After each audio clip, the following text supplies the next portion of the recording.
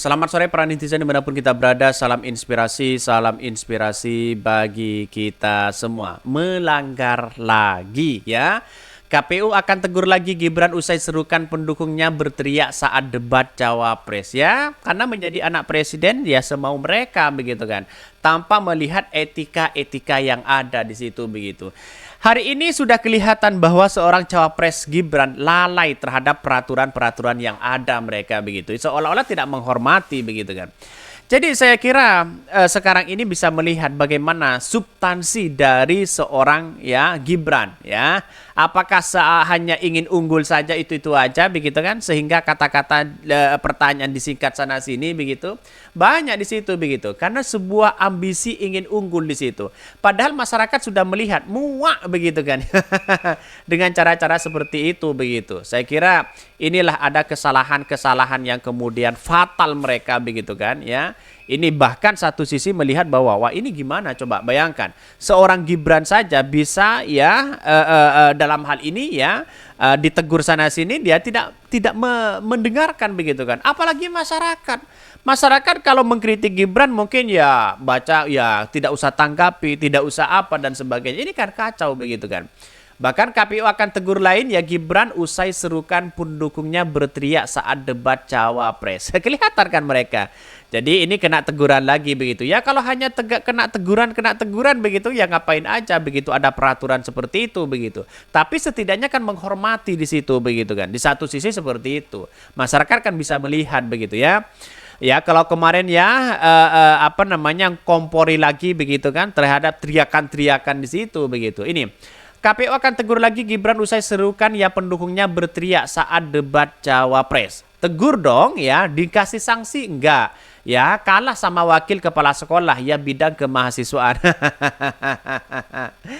Bahkan ya teguran basa-basi ya. Bahkan ya ada yang mengatakan nggak usah ditegur lah, cuma gitu-gitu aja. Benar begitu kan? Ngapain harus ditegur sana sini begitu kan? Jadi setidaknya kan punya etika untuk menghormati itu begitu kan? Itu kan sudah secara psikologis kan kelihatan mereka. Bagaimana yang kemudian masyarakat ya, yang kemudian misalnya bertanya ya, lalu mengkritik si Gibran tiba-tiba ya tidak perlu ditanggapi tiba ini dan sebagainya. Ini kan seolah-olah gimana begitu kan. Ini ingin menjadi juara di panggung tapi blunder sendiri mereka begitu. Artinya ya ini kekacauan mereka begitu. Ini Cawapres pilihan rakyat kayak dengan istilah bahasa Inggris. Rakyat akan makmur dan sejahtera hidup karena pecanggihan istilah teknis dalam bahasa Inggris.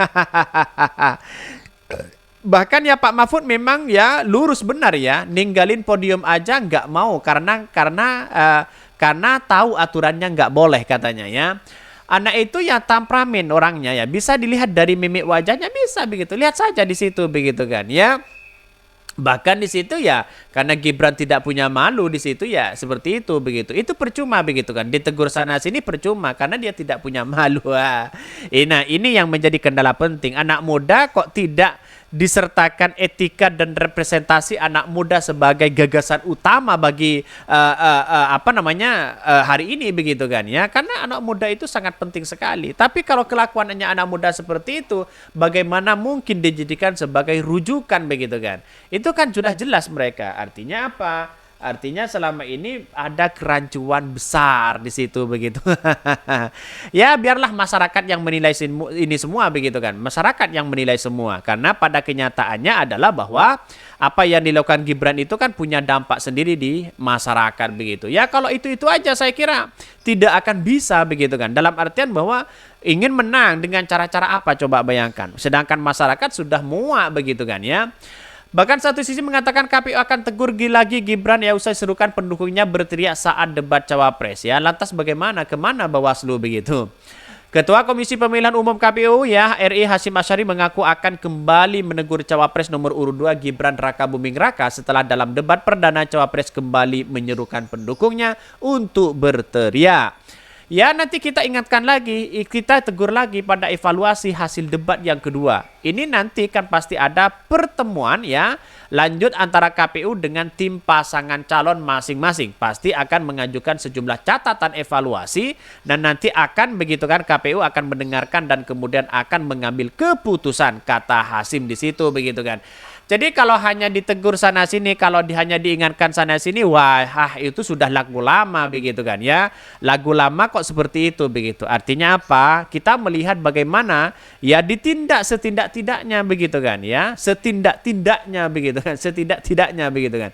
Jadi artinya kalau kita melihat dengan pola-pola apa yang disampaikan Gibran ya itu aja mereka begitu ya. Bahkan satu sisi apa-apa perlu kita evaluasi termasuk memperingatkan ya kembali tampilan-tampilan yang boleh dikatakan sudah disepakati untuk tidak dilakukan pada saat debat. Hasim menyayangkan sifat Gibran yang tak komitmen ya karena sudah diingatkan sebelumnya. Sebelum ini ya kan komitmen ya.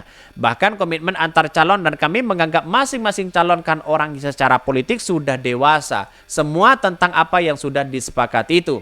Sebelumnya ya diberitakan oleh Kompas TV Gibran tampak menampilkan kembalikan gestur yang mirip saat debat perdana capres di kantor KPU RI ya, teriak-teriak di situ begitu. Ayo tunjukkan si Samsul, tunjukkan si Samsul, tunjukkan si Samsul begitu kan. Apakah seperti itu begitu kan? Jadi biar masyarakat yang menilai begitu.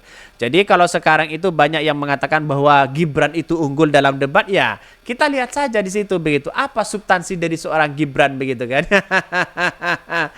Substansi dari seorang Gibran apa coba bayangkan. Jadi Gibran itu ya hanya mengolah kata-kata di situ untuk lebih unggul begitu kan ya. Jelas mereka begitu. Tapi pada kenyataan masyarakat akan melihat substansinya apa. Yang kita lihat itu apa di situ begitu. Jadi artinya kalau kita melihat dengan tatanan kita sudah kelihatan sih sebenarnya begitu. Bahkan ya sebelumnya begitu hal itu dilihat dalam debat kedua capres-cawapres yang diikuti oleh 3 capres di bidang ya di Balai Sidang Jakarta Convention Center. Pada saat segmen kedua debat capres selesai, Gibran mengarahkan diri ya para pendukungnya sambil mengangkat kedua tangannya dari bawah ke atas. Gestur Gibran itu tampak disambut riuh para pendukungnya ya. Kena keras mereka begitu. Artinya apa? Artinya selama ini kan kelihatan mereka begitu. Bagaimana seorang Gibran ya. Ingin menang, ingin menguasai panggung begitu kan. Ya hori-hori sana sini begitu. Pada kenyataannya kan sudah kelihatan mereka begitu. Bagaimana seorang anak muda kok bisa begitu kan. Ya percumalah KPU tegur sana sini, memperingati sana sini biasa begitu kan ya. Wah, itu kan sebenarnya Bawaslu yang bertindak di situ begitu. Artinya ya kan kelihatan mereka begitu.